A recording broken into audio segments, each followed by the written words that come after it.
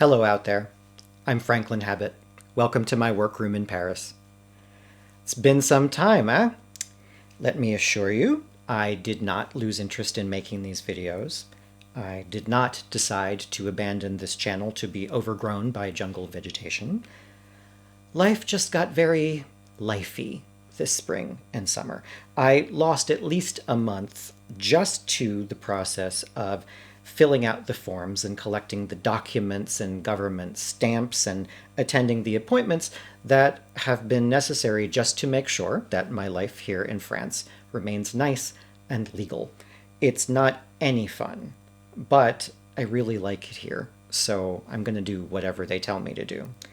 And there were a million other pressing things that kept popping up every time I was just about to get back in front of the camera again, including, and this was fun, the arrival of my family from the United States for their first visit.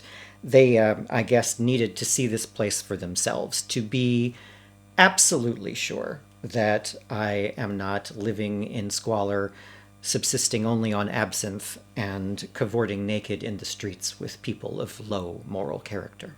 Which is silly, because I don't even like absinthe. So, behind the scenes, I have been happily looking after my Patreon patrons every week. After all, they do keep this roof over my head, but something had to give, and that something was the time and labor-intensive process of putting together decent vlogs.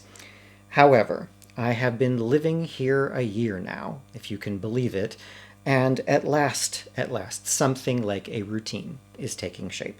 That means, going forward, I should be able to create things for this channel far more regularly. Today, I'd like to catch you up on some of what I've been making. First off, a bit of embroidery, specifically dollhouse embroidery. If you haven't heard about my dollhouse, in brief, I've spent the last several years bringing to life an antique homemade doll's house that I bought unfinished at a thrift store in Chicago. It's my dream toy, but it's more than a toy. It's the basis for the book that I'm working on, and I'm also using it as a showcase for miniature needlework, some of it antique, some of it my own. If you'd like more information specifically about the Doll's House project and the book, here's the website, foxandboxe.com. Note the spelling. There will be a link down below too. I decided that all the carpets in the doll's house should be done in counted cross stitch. That was the first type of needlework that I ever tried in secret, using scraps of fabric and floss that I filched from my mother's work basket, because when I was growing up, boys really were not allowed to do needlework. Because I am often a terrible project manager, I decided to start with the largest rug in the doll's house, the rug for the sitting room. My pattern was taken from an antique hand-painted needlework chart in my collection.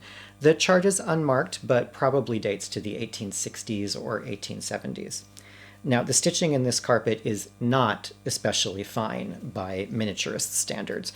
It's just plain old Aida cloth at 16 stitches to the inch. There are miniature artists who do work like this on silk gauze, but for my toy house, which I want to look like a toy, 16 to the inch, it's plenty.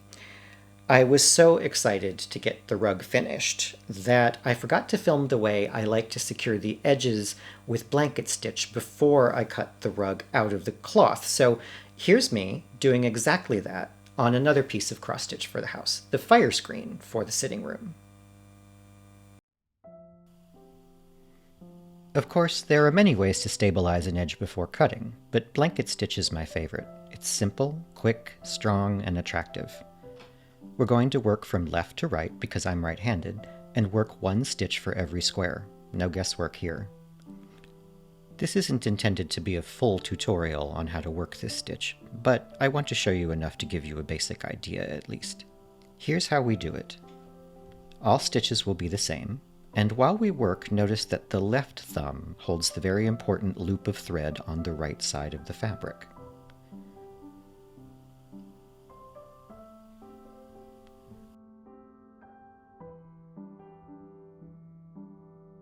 Go down into the fabric at the upper right corner of the square.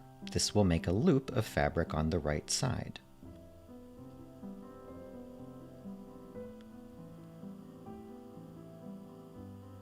Come up through the fabric and the loop of thread at the lower right corner and pull until the loop catches on the thread. Again, down through the upper right corner, forming that loop, up through the lower right corner and the loop, and pull to catch. There you have it. Neat, quick, simple, strong. Once that's done, here are the rest of the steps in the final finishing.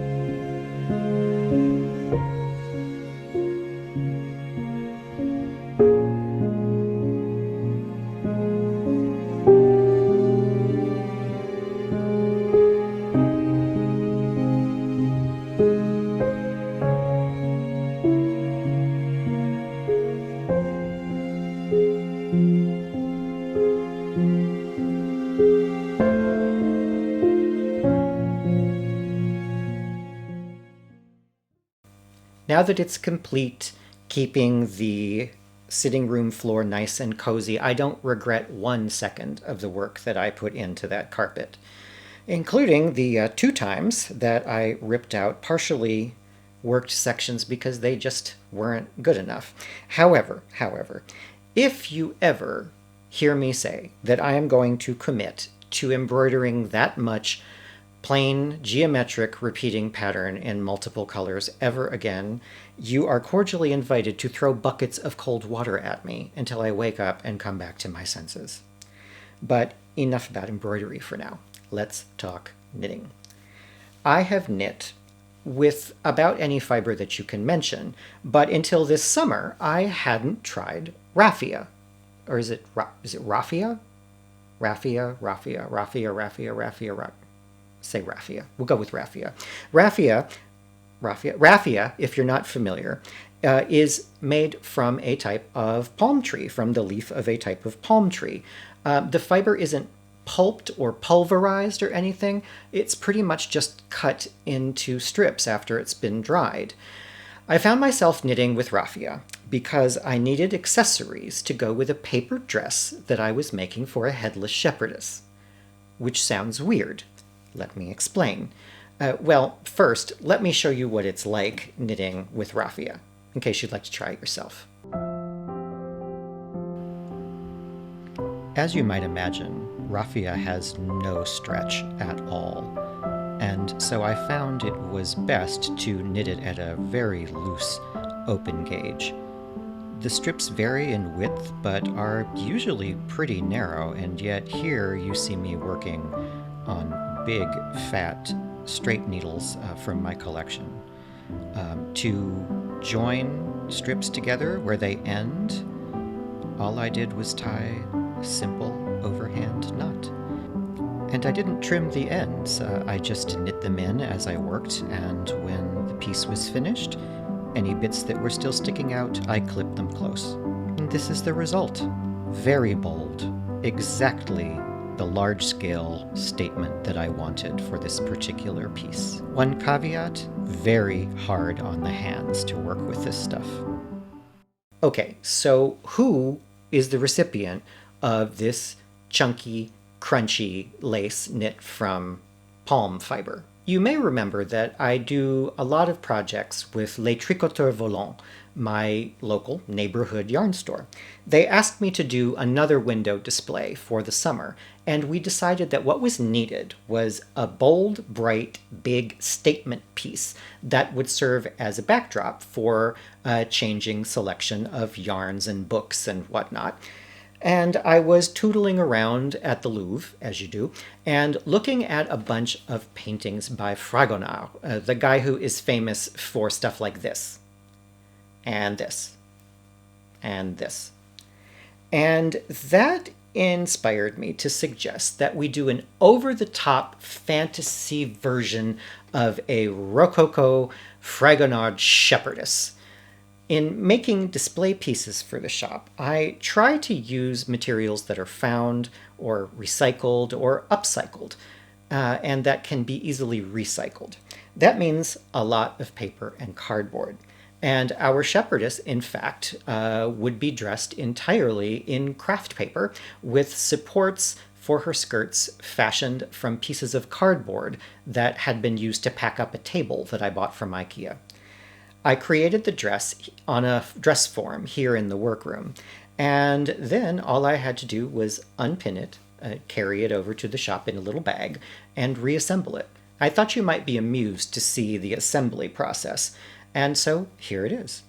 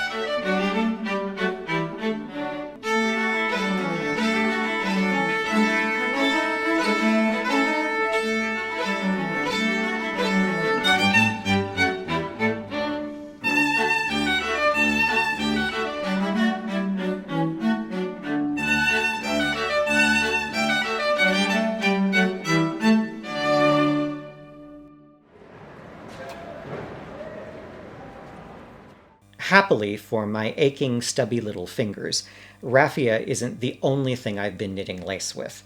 I offer patterns periodically as rewards to my middle and upper tier Patreon patrons, and this summer's pattern was a piece of lace, a shawl that I have dubbed Late Blooming Cherry.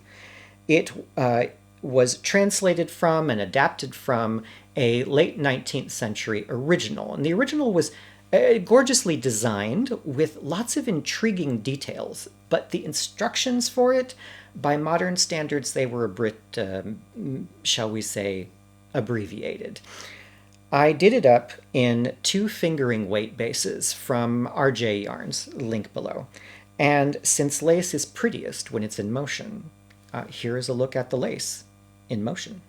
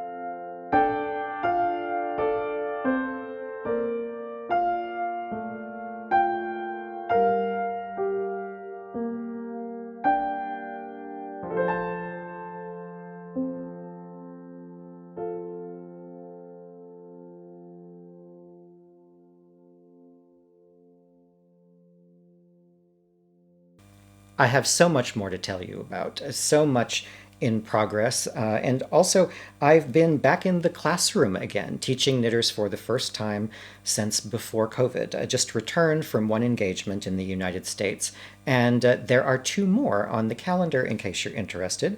I will be teaching at Stitches SoCal in Pasadena, California in November, and just opened registration. I will be teaching at Vogue Knitting Live in New York. The New York show is coming back again, and that will be in February of 2023. If you're interested in either of those, look below in the description for links for information and registration. But even though there is so much more that I want to tell you, today I think I am going to sign off for now, and I will see you again soon. Seriously. I mean it this time. Soon. And meanwhile, be good to yourself, and I hope that you love whatever it is you're making. Hey there, it's Franklin. Thanks for sticking around all the way to the end of the video. It's very special, this time when it's just you and me.